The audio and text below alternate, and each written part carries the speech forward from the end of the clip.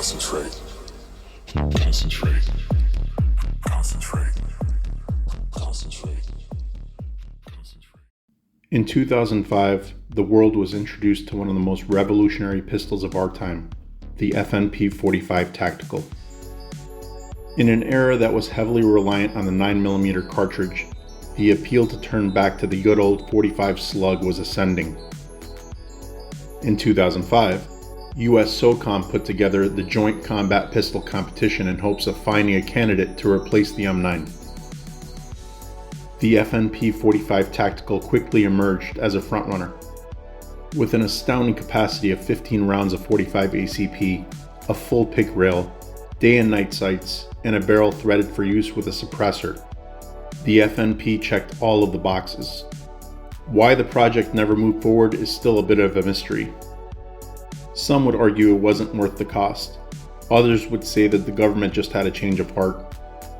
Nevertheless, the FNP was a hit, and it later evolved to become the FNX-45 Tactical in late 2012. The FNX was one of the first platforms to offer an optics-ready mounting system out of the box. It graced the pistol categories of every popular FPS video game on the planet, red dot always included. It became iconic, and it remains a staple for anyone looking for the most capable shit-hits-the-fan or bedside beast known to man. The FNX was very ahead of its time, and it's impressive that FN hasn't felt the need to enhance or upgrade the line in over 10 years. Now, that's not to say that it didn't stop them from developing its smaller brother, the FN-545 Tactical, recently. The 509 platform had been so successful, it would have been silly not to offer a .45 caliber variant. Still, it's a striker-fired pistol with an inferior trigger, albeit having an even larger 18-round capacity. But there's still something about a hammer-fired .45 that resonates with the majority of us. It's unapologetically mechanical, yet graceful and nearly fail-proof.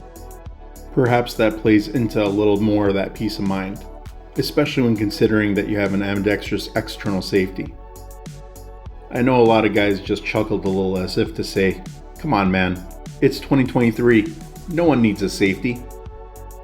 To which I say, please refer your remarks to the scores of police officers that refuse to take their department-issued SIG P320s home for fear of accidental discharges around their families. Yeah, it's still a thing and it can happen. Not to mention, the striker-fired FNs have had their history of firing pin and trigger gaffes as well. I know it's still rare and more the exception than the rule, but I digress. To me, there's no replacement for a good old-fashioned hammer-fired pistol. Now with that out of the way, let's get back to the FNX. It comes in black and in FDE, and in typical FN fashion, their 50 shades of FDE definitely applies, and thank God for that. Inside the beautiful canvas bag the pistol comes in, you'll find your manuals, a trigger lock, and 2 15-round magazines, which is kind of unfortunate since it used to come with 3. Thankfully, it still comes with the optics plates to accommodate the RMR and Dr. footprint. There are also a wide array of exchangeable back straps that include both aggressive and lighter texturing. The pistol ships with FN suppressor height night sights utilizing the typical 3-dot sighting system, and they work well. Everything on this pistol is ambi, including the mag release, slide release, and safety, which includes a decocker as well. I've added an RMR RM05 dual illuminated green dot along with a Surefire X300 Ultra. Say what you want, but I feel these accessories are almost mandatory to complete that tactical claim. And even with all these additions, the pistol is still light and very comfortable to shoot. It has a very mild recoil impulse compared to what you typically expect. It's extremely reliable, intuitive, and has a surprisingly nice trigger. The single double action trigger breaks in an understandably heavy 12 pounds on the double action pull. It's long and cumbersome to say the least, but it's there as an option for those looking to carry loaded with no safety.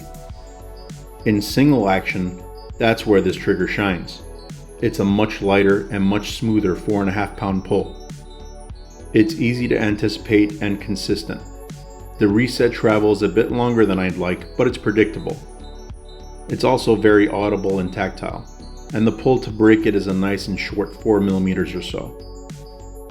The trigger guard is oversized for use with gloves, and really, just about everything on this pistol feels oversized, which I'm a fan of. They've left no room for operator mistakes. Everything is pronounced, enlarged, and easy to access. It's as if FN intended to make this a big boy's pistol. Is it for everyone? No.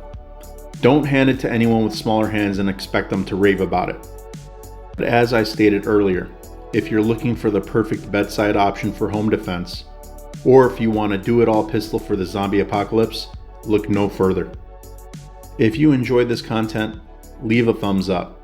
Please remember to subscribe to the channel and share the video with your friends. Until next time, stay safe and may God keep us in His good graces.